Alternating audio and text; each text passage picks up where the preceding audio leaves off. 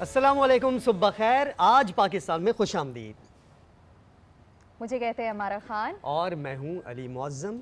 उम्मीद करते हैं आप सब लोग खैरियत से होंगे। एक नया दिन, एक नई सुबह का आगाज़ हो चुका है और बच्चे स्कूल जा चुके होंगे। यकीनन नाश्ता हो चुका होगा, आप लोगों का भी चाय का मग आपके हाथ में होगा। तो बैठे रहिए, हमारे साथ जुड़े रहिए, क्योंकि पहले हम आपको देंगे कुछ ख़बरें। और ख़बरों में हम पहले बात करेंगे बलूचिस्तान से रिलेटेड, जहाँ कोयटा, गवादर, पंजगोर, मस्तोंग, नोशकी, दालबंदीन, खारान, तुंप और पसनी समेत बलूचिस्तान के मुख्तलिफ इलाकों में होने वाले दहशतगर्द हमलों को सिक्योरिटी फोर्सेस ने नाकाम बना दिया। पाक फ़ौज के शोबे ताल्लुकात आमा यानी ISPR के मुताबिक सिक्योरिटी फोर्सेस ने इन कार्रवाइयों के दौरान 3 खुदकुश बमबारों समेत मजमूई तौर पर 92 दहशतगर्दों को हलाक किया और गुज़िश्ता 2 दिन में हलाक होने वाले दहशतगर्दों की तादाद 133 तक पहुंच गई। उसके बाद जो खबर आई, वज़ीर आला बलूचिस्तान सरफराज बुगटी ने प्रेस कॉन्फ्रेंस की और उसमें उन्होंने मज़ीद अपडेट किया।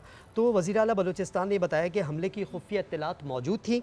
40 घंटे में उन्होंने बताया कि 145 दहशतगर्दों को जहन्नुम वासिल किया गया।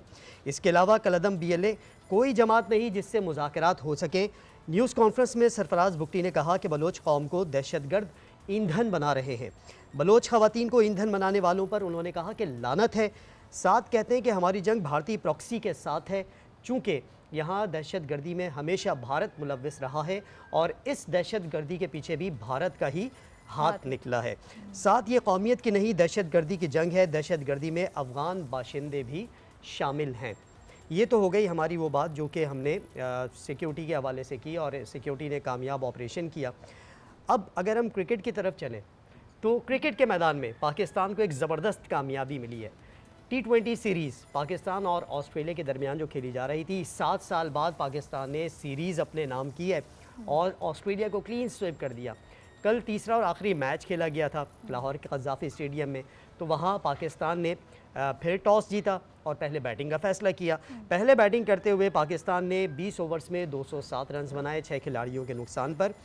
और इसमें साइम अयूब की कारकर्दगी नुमाया थी, जिसमें साइम अयूब ने 37 गेंदों पर 56 रन बनाए थे। बाबर आजम ने 36 गेंदों पर 50 रन बनाए और शादाब ने 19 गेंदों पर 46 रन बनाए। इसी तरह बॉलर्स में अगर हम बात करें तो बॉलर्स में हमारे पास मोहम्मद नवाज़, आउटस्टैंडिंग परफॉर्मेंस दी है मोहम्मद नवाज़ ने। माशाल्लाह। मोहम्मद नवाज़ ने 4 ओवर्स में 18 रन दिए और 5 खिलाड़ियों को पवेलियन की राह दिखाई। इसी तरह शाहीन आफरीदी ने 3 ओवर्स में 16 रन दिए और 2 खिलाड़ियों को पवेलियन रवाना किया।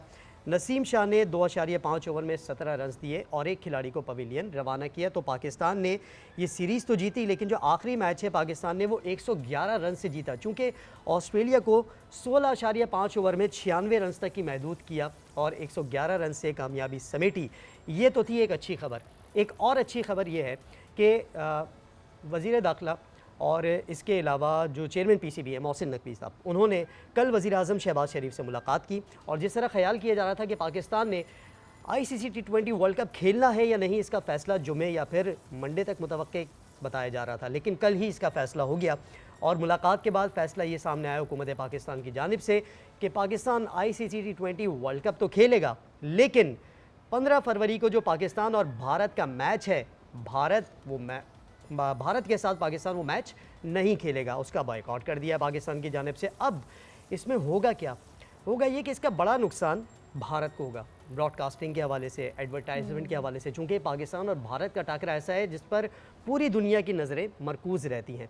तो ये तो हो गई कुछ अच्छी खबरें। इसके अलावा एक बुरी खबर क्रिकेट के मैदान से ये है कि अंडर 19 क्रिकेट वर्ल्ड कप से सेमीफ़ाइनल की दौड़ से पहले ही पाकिस्तान की टीम बाहर हो चुकी है। चूँकि हमने बताया था आपको कि पाकिस्तान की अंडर 19 क्रिकेट टीम को भारत से मैच जीतना लाजमी है, लेकिन भारत से मैच हार गया और इस तरह अंडर 19 क्रिकेट वर्ल्ड कप की जो टीम है वो अब सेमीफ़ाइनल की दौड़ से बाहर हो गई है।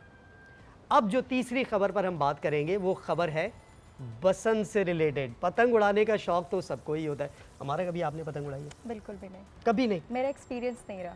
कभी पतंग उड़ाने बिल्कुल भी शौक भी नहीं रहा? नहीं, बच्चों को देखा है। अच्छा, तो बसंत अभी जो आ रही है लाहौर में, उसको देख के क्या फीलिंग्स आ रही है? मतलब ज़बरदस्त बो काटा की सदाएं आ जाती हैं। नहीं, मुझे ऐसा लगता है ठीक है, आपको गेम्स खेलने चाहिए। बहुत सारे गेम्स हैं, जैसे क्रिकेट है, जैसे बसंत है, आप गेम्स खेलें, लेकिन उससे नुकसानात बहुत हैं। क्रिकेट से तो नहीं है, वो जीते या हारे हमें तुमसे प्यार है, लेकिन जो बसंत है उससे काफ़ी जानी नुकसान हुए हैं। मुझे ऐसा लगता है कि बहुत देख और संभल के ये गेम्स खेलने चाहिए, क्योंकि अगर जानी नुकसान है तो फिर उस गेम का क्या फ़ायदा, मुझे बताएं ना। अच्छा, तो ये थोड़ा एहतियात की बहुत ज़रूरत है। अच्छा, इसी एहतियात को मद्देनज़र रखते हुए हुआ ये है कि अब पतंगों की ख़रीदो फरोख्त का सिलसिला शुरू हो चुका है और उसमें एहतियाती तदाबीर के हवाले से वज़ीर आला पंजाब मरियम नवाज़ ने खुसूसी अहकामात और हिदायत जारी की थी और अब वाज़े तौर पर कह दिया गया है कि लाहौर की सड़कों पर जो मोटरसाइकिलें हैं वो बग़ैर स्टिक के नहीं निकलेंगी। उन्होंने एक सेफ्टी फ़ीचर मुतारिफ़ कराया था।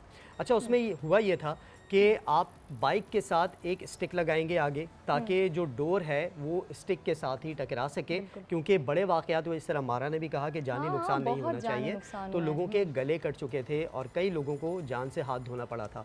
इस सिक्योरिटी फ़ीचर को अपनाते हुए अब बाइक्स के आगे उन्होंने कहा है कि स्टिक लगाइए, सेफ्टी इक़दाम करें। साथ ही छतों पर उन्होंने कहा है कि छतों पर गुंजाइश से ज़्यादा अफराद नहीं होने चाहिए और पुलिस इन तमाम इंतज़ामात को यकीनी बनाएगी। साथ ही जो मज़ीद इक़दामात उठाने का फ़ैसला किया गया उसमें पतंगों और डोर की ख़रीदो फ़रोख्त का सिलसिला जो होगा वो रजिस्टर्ड दुकानों से ही होगा। गुड। इसके अलावा हर कोई ना पतंग बेच सकता है ना डोर बेच सकता है, तो लोगों को बसंत मनाने की पूरी फैसिलिटी तो दी गई है। हाँ। अब ये होगा कब? एक और इसमें आसानी ये दी है वज़ीर आला पंजाब ने कि 5, 6 और 7 फरवरी को उन्होंने छुट्टियों का ऐलान कर दिया है कि लाहौर वाले खुलकर बसंत मनाएं। खुल के पतंगे पूरी उड़ाएं। तरह से रंगीनियाँ हैं वहाँ पर और ज़ोर और शोर से वहाँ पर तैयारियाँ जारी है। पूरी तरह से ना बसंत का मेला सजने को तैयार है। इसी बसंत के मेले के साथ हमारी गुफ्तगू का सिलसिला जारी रहेगा। कहीं जाइएगा मत, एक छोटी सी ब्रेक के बाद वापस आते हैं। Stay with us.